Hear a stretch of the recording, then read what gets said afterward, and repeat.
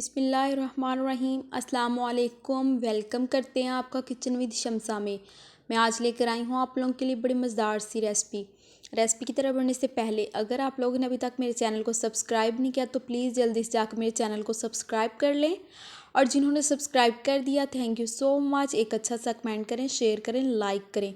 आज मैं आप लोगों के लिए लेकर आई हूँ टिंडा कोफ्ता। टिंडे से हम आज कोफ्ते की रेसिपी बनाएंगे। चलिए आए बनाना स्टार्ट करते हैं। ये मेरे पास हाफ़ केजी के करीब टिंडे हैं, बिल्कुल छोटे साइज़ के टिंडे लीजिएगा। और एक मैंने कद्दूकश ले लिया और इसको हम कद्दूकश कर लेंगे। ये देखिए मोटे रोल की मदद से मैं इसको कद्दूकश कर रही हूँ। ये देखिए इसको अच्छी तरीके से मैंने कद्दूकश कर लिया है। अब हम इस तरह एक प्लेट ले लेंगे और इस पानी को हम निकाल लेंगे। इस तरह हाथों की मदद से इसको अच्छे तरीके से दबा कर पानी निकाल लेंगे। अगर आप हाथों की मदद से दबाना नहीं चाहते तो इसको साफ़ एक मलमल के कपड़े में ऐड करके इसको अच्छे तरीके से दबा कर इसका पानी सारा निकाल लें। इस पानी को बिल्कुल भी ज़ाया नहीं करना। हम अच्छे तरीके से इसको मैंने निकाल लिया, पानी को ज़ाया नहीं करना, आगे जाके इसका काम आएगा पानी को। तो ये देखें अब हम इसमें चॉप किया हुआ एक मैंने मीडियम साइज़ का प्याज ले लिया, हम इसमें ऐड कर देंगे टिंडों में, जो हमने टिंडों को कद्दूकस करके रखा है। और ये मेरे पास 2 से 3 हरी मिर्चें हैं, इस तरह बारीक चॉप कर लिया।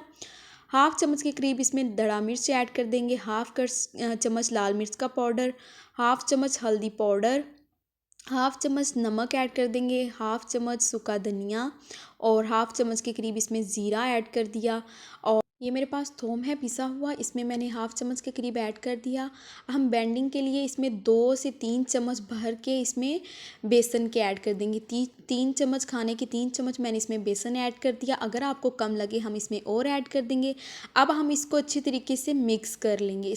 इसमें पानी ऐड बिल्कुल भी नहीं करना, टिंडे का अपना पानी भी होता है। तो ये देखें जो हमने इसमें प्याज ऐड किए थे इसका अपना पानी भी है। इसमें 2 से 3 चम्मच मैंने इसमें बेसन के ऐड किए हैं। अगर आपको कम लगे इसमें आप बेसन और ऐड कर सकते हैं। अब हम हाथों में ऑयल लगा देंगे और इसकी अच्छे तरीके से कोफ्ता रेडी कर लेंगे। इस तरह बॉल सी बना लेंगे इसकी। ये देखिए इस तरह छोटे छोटे सारे कोफ्ते हम रेडी कर लेंगे। और दूसरी तरफ हमारा ऑयल भी गर्म हो चुका है, अब हम इसको फ्राई कर लेंगे।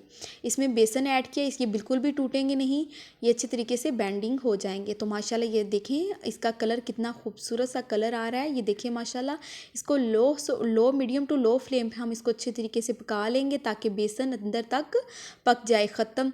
ये देखिए माशाल्लाह अब हम इसका कलर कितना खूबसूरत आया है। अब हम इसमें मैंने ऑयल निकाल दिया, हाफ़ कप करीब ऑयल रहने दिया है।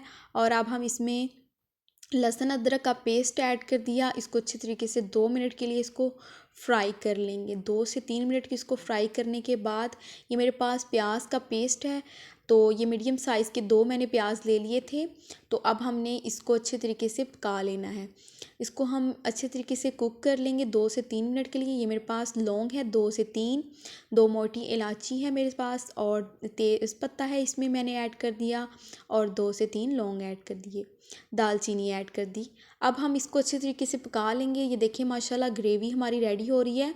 अब हम इसमें स्पाइसेस ऐड करेंगे। हाफ़ चम्मच हल्दी पाउडर, हाफ़ चम्मच इसमें लाल मिर्च, हाफ़ चम्मच दड़ा मिर्च, और हाफ़ चम्मच इसमें मैंने नमक ऐड कर दिया। हाफ़ चम्मच के करीब इसमें ज़ीरा ऐड कर देंगे, हाफ़ चम्मच के करीब इसमें सूखा धनिया ऐड कर देंगे। नमक अपने टेस्ट के मुताबिक कम या ज़्यादा कर सकते हैं।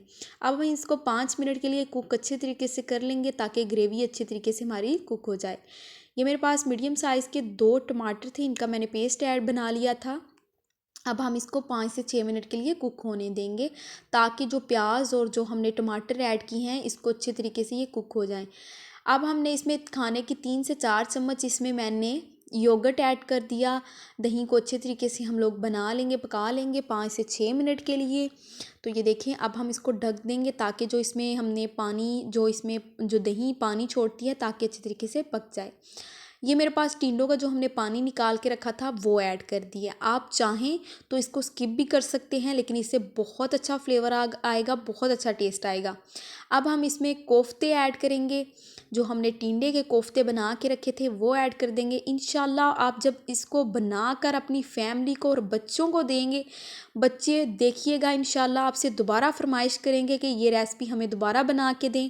आप लोगों ने इसको ज़रूर ट्राई करना है। अब हम इसमें 5 से 6 चम्मच खाने के पानी ऐड कर देंगे ताकि अच्छे तरीके से हमारी ग्रेवी बन के रेडी हो जाए। फाइनल लुक बिल्कुल भी स्किप ना कीजिएगा, आज बहुत मज़ेदार फाइनल लुक होने वाली है। इसको 2 मिनट के लिए दम पे लगा देंगे। तो माशाल्लाह ये देखें ग्रेवी हमारी बिल्कुल रेडी हो चुकी है। कितनी मज़ेदार और कितनी गाढ़ी ग्रेवी रेडी हो गई है। तो इंशाल्लाह मैं नेक्स्ट वीडियो के साथ हाज़िर होंगी। अल्लाह हाफ़िज़।